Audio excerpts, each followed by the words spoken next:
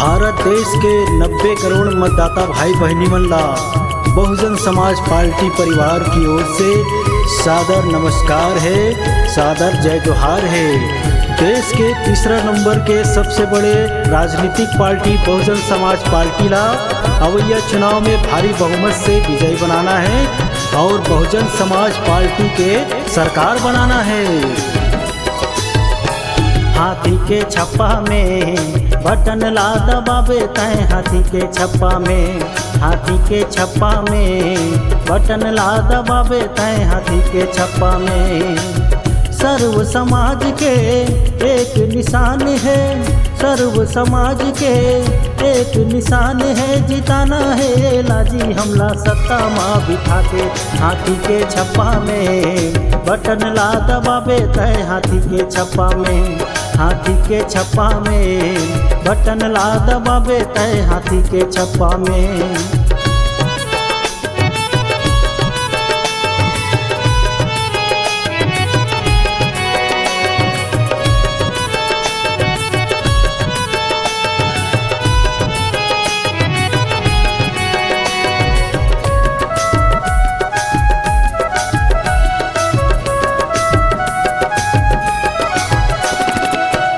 हमर एके चिन्ह हवे भैया हाथी, एला हम बनाबो हमर सुख दुख के साथी।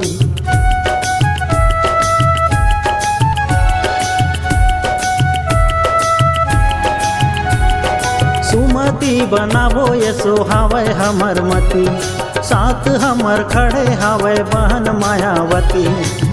सबके विकास के सर्व समाज के, सबके विकास के सर्व समाज के बात ला उठावो हमन संसद में जाके।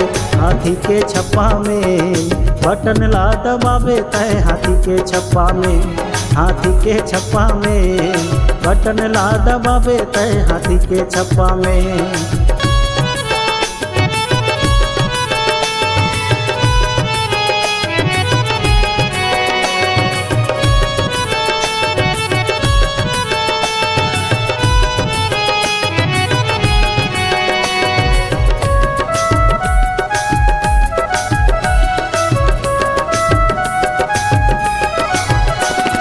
हमर हक लछीना थावे बैरी हमरे आज, कदम से मिलावा कदम है मानव समाज।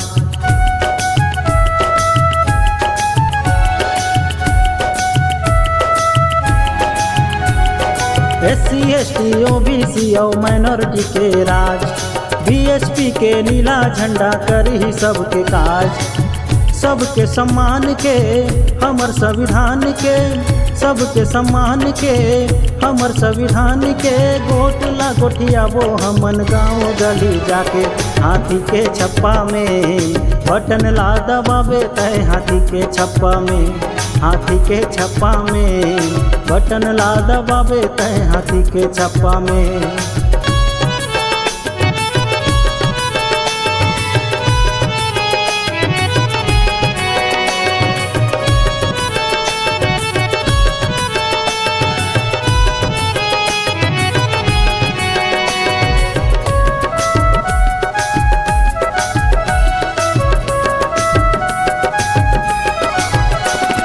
हो गए है 75 साल देश के आज़ादी, बैठे हवे सत्ता में घुसखोर अवसरवादी।